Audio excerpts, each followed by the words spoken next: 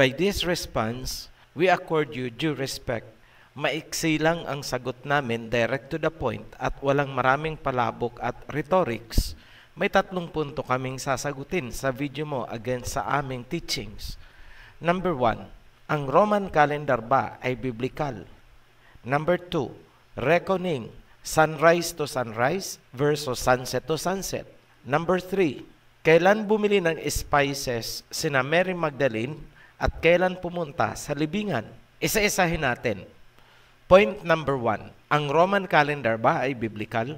Kiniklaim ng SDA na sila ang tama dahil nangingilin daw sila ng Sabbath ayon sa 10 Commandments at sa creation. Recall natin, nagtrabaho ang Elohim sa loob ng 6 na araw at siya ay nagpahinga sa ika-7.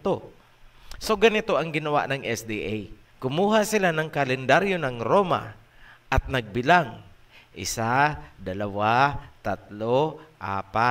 6, 7. Ay, 7 Saturday. Ito ang Sabat. Sabay sigaw, kami ang tama. Tanong, noong ibinigay ang kautusan kay Moses na sila ay mangilin sa ika-7 araw, ano ang calendar system na ginamit ni Moses? Yun din ba ang kalendaryo ng Roma na ginagamit nyo sa pagbibilang ng ika-7 araw? Sablay kayo, Adventist. Hindi nyo ba alam na sinagasaan ng Romanong kalendaryo ang calendrical system ng mga Israelites noong sinakop nila ang Israel? Aral muna kayo ng history. Baka nakakalimutan nyo ang Daniel chapter 7 verse 25. He will think to change the laws and think to change time. Paborito yan ng inyong mga pastor di propesya, di ba? Pairalin nyo. Yan, bigyan kita ng homework, Mr. Johnson. Yan ang gawin mo sa channel nyong pag-aralan natin. Ngayon, ipinapalagay nyo na ang Saturday nga, ang ika-7 araw na Sabbath, di ibig sabihin, nagsimula pala ang creation araw ng linggo. Ngayon, patunayan mo sa Genesis na nagsimula nga mag-create ang Elohim sa araw ng linggo alinsunod sa kalendaryo ng Roma. Pakisagot ng direkta, walang paligoy-ligoy at walang libadura ng Pariseyo. Ipaliwanag nyo sa mga members nyo bakit kalendaryo ng Roma ang ginagamit nyo at hindi ang Mosaic reckoning ni Moses. Itinataas ko ngayon ang tungkod ni Moses. Pa-rescue ka hanggang sa General Conference nyo, Babylon. Kailangang lumabas na sa inyo ang mga tupa ng Misaya. Point number 2, reckoning. Sunrise to sunrise versus sunset to sunset. 2 verse lang ang ibibigay ko sa iyo. Elohim ang gagamitin ko at hindi ang Greek na God mula sa Zeus. Do some homework again para malaman mo na yan ay blasphemous. Genesis chapter 1 verse 3 hanggang 5, King James Version. Sa verse 3, and Elohim said, let there be light, and there was light. Verse 4, and Elohim saw the light that it was good, and Elohim divided the light from darkness. Verse 5, and Elohim called the light day, and the darkness he called night. And the evening and the morning were the first day. Take note of the word morning were the first day. Mr. Johnson, naiintindihan mo ba talaga kung ano ang output ng day 1 of creation? Ang alam nyo sa sekta nyo, liwanag lang ang nilikha. Hindi po ganon. 2 ang nilikha niya sa day 1. Liwanag at oras. The concept of time was created at day 1. Hindi nyo nauunawaan ang binabasa nyo. Sa verse 5, unang na-define ang one day bilang unit of time. Malaking trabaho ang nangyari sa day 1 dahil involved dyan ang mismong hugis ng mundo para magkaroon ng sunrise at sunset. Naintindihan mo ba, Mr. Johnson? Basahin mo ulit. Nilagyan namin ito ng parenthesis for emphasis. Note, ang number of hours ay may variations depende sa location and seasons. Lalagyan lang natin arbitrarily for clarity. Genesis chapter 1 verse 5. And Elohim called the light day, that is 12 hours, and the darkness he called night, another 12 hours, and the evening, that is the sunset, and the morning, sunrise, were the first day. Malinaw ang pagka-define ng reckoning or cut-off para sa isang araw. Morning po. Hindi sa sunset pinutol, kundi sa morning, sunrise. Lahat ng reckoning during creation, mula sa day 1 hanggang day 6, ang nakasulat ay morning or sunrise, tinatapos ang trabaho. Huwag niyong babaluktutin sabay tapal ng doktrina ni Ellen G. White.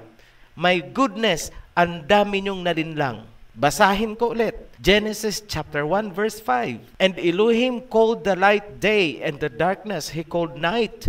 And the evening and the morning were the first day. It describes one day as a unit of time ending in the morning. I-diagram ko sa'yo para makaintindi ka, Mr. Johnson. Pasensya na. Lecturean talaga kita. Kapag abstract ang subject matter, gagawa ka ng diagram. Hindi yung basa ka ng basa in narrative form. Hindi ganyan mag-present ang mga logical and sensible persons na nasa ganyang katayuan mo. Let me school you. Baka hindi na ituro sa ministerial course. Very simple diagram para maunawaan mo ang verse 5. Mr. Johnson, ito, very simple diagram para maunawaan mo ang verse 3 hanggang verse 5, Mr. Johnson. Sa verse 3, let there be light. Ano ang unang nilikha? Light. At ano ang liwanag? Day. That is the first 12 hours na maliwanag. Yan yung maghapon natin. Verse 4, Elohim divided the light from the darkness. Kailan ba nahahati ang liwanag at dilim? Sa sunset. Tapos na ba ang first day ng creation kasi sunset na? Hindi pa. 12 hours pa lang ang nakakalipas. Paghihiwalayin niya pa ang day at night. Nagtrabaho pa ang Elohim mula sunset, buong magdamag para tapusin ang paghihiwalay ng liwanag at dilim. Kaya hindi ka pa pwedeng mag-reckoning sa sunset. Dire-diretsong trabaho pa yan. Wala kayong matatagpuan sa Biblia na tumigil ang Elohim each time na sasapit ang gabi. Natapos ang trabaho in the morning, kinaumagahan. Tingnan mong mabuti ang diagram. Basahin ko ulit sa iyo. Genesis chapter 1 verse 5. And Elohim called the light day, and the darkness he called night. And the evening and the morning were the first day. Saan pinutol? Morning. Ayan, sa diagram, maliwanag na ang cut-off ay morning, sunrise po. Basahin mo, ulit-ulitin mo. Sige, diskusyonin mo yan, Mr. Johnson. Hindi mo pwedeng paikutin yan. Kung i-cut off mo sa sunset, 12 hours lang ang one day mo, Mr. Johnson. At kung sasabihin mo namang nagsimula ang timeline bago pa nilikha ang liwanag, sobra ka kasi ang sabi sa verse 5, morning siya nag-cut off. Ayan ang linaw. Bulag ba kayo? Lahat ng verses tungkol sa creation mula day 1 hanggang day 6 ay tinapos in the morning. Huwag niyong tatapalan ng doktrina ni Ellen G. White. Klaro? Point number 3. Pagbisita ni Mary Magdalene sa libingan. Sinasabi mo, Mr. Johnson, na hindi makakabili ng mga spices na Mary Magdalene dahil araw ng Sabat ang sinusundan, tapos madaling araw pa lang after ng Sabat, pumunta na sila sa libingan. Kaya walang mabibilhan. Nagsasalita ka, Mr. Johnson. out of your ignorance of the law na sinusunod ng Israel ni Jacob. Tanungin kita, ilang klaseng Sabat ba ang alam mo na tumama sa kapanahunan ng pagkamatay ng Misaya? Ilang Sabat ang alam mong nangyari noon? Tingin ko kasi weekly Sabat lang ang alam mo. Ni hindi mo nabanggit ang Sabat ng Feast of Unleavened Bread. For your information, 2 Sabat ang magkasunod na dumaan habang ang Misaya ay nakalibing. Number 1, High Sabbath ng Feast of Unleavened Bread. Wala kang idea dyan. Number 2, Weekly Sabbath. Ang Misaya ay hindi namatay sa Day of Preparation ng Weekly Sabbath, kundi sa Day of Preparation para sa Feast of Unleavened Bread Sabbath. Roma lang ang nagsabi na ang Misaya ay namatay sa Biyernes Santo at kayong mga SDA ay sumasakay din para masuportahan ang doktrina ni Ellen G. White gamit ang kalendaryo ng Roma. Nagsasabuatan ang mga doktrina nyo at saka sa Roma. In short, scratch my back and I will scratch yours. Sa mga gustong maunawaan ang mga Sabbath at ang timeline of events sa pagkamatay ng Misaya, panoorin nyo na lang po ang presentation namin. Nasa description ang link. Ngayon, tungkol sa pagpunta ni Mary sa libingan pagkatapos ng weekly Sabbath, muling napatunayan ang reckoning ay sunrise. Basahin Matthew chapter 28 verse 1. King James Version, in the end of the Sabbath, as it began to dawn towards the first day of the week, came Mary Magdalene and the other Mary to see the sepulchre. Tagalog, sa katapusan ng Sabbath, habang nagbubukang liwayway tungo sa unang araw. Yan ang tamang Tagalog niya. Kahit sinong grammarian ang tanungin mo.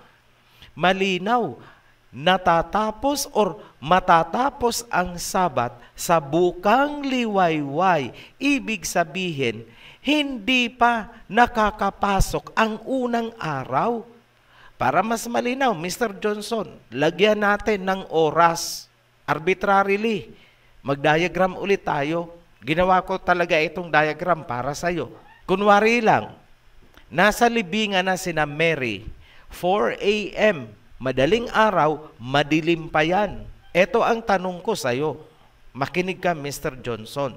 Sa oras na yan, masasabi mo bang first day of the week na ang oras na yan? Yes or no lang. Huwag ligoy-ligoy. Ulitin ko, first day of the week na ba ang 4 a.m. ayon sa verse na binasa natin?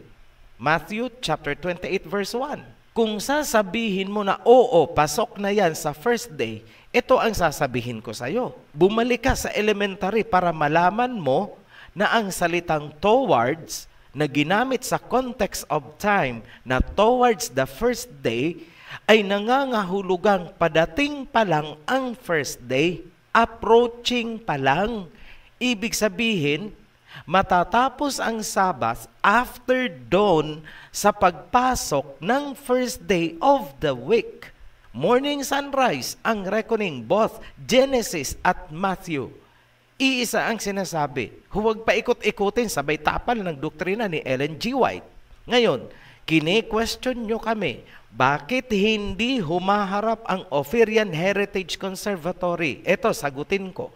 What matters is the message, not the messenger. Not unless the messenger is the message. Tagalogin ko sa'yo, ang mahalaga ay ang mensahe at hindi ang mensahero. Maliban na lang kung ang mensahero ay ang mensahe. Hindi talaga kami magpapakita sa inyo dahil hindi barong ang aming kasuotan at walang sinabi sa amin na magpakita kami sa inyo. Ang tanging utos ay ilabas na ang mga tupa mula sa inyong mga kulungan. Hindi nyo kami kayang harangin kahit ng General Conference nyo kasama ang buong puwersa ng ecumenism movement ng Papa. Tandaan mo yan, Mr. Johnson. Ilalabas na namin ang mga tupa ng Misaya mula sa modern day Babylon. That is our mission. The one who sent Ophirian is not of this world. Do not stand on our way, Mr. Johnson. Good day.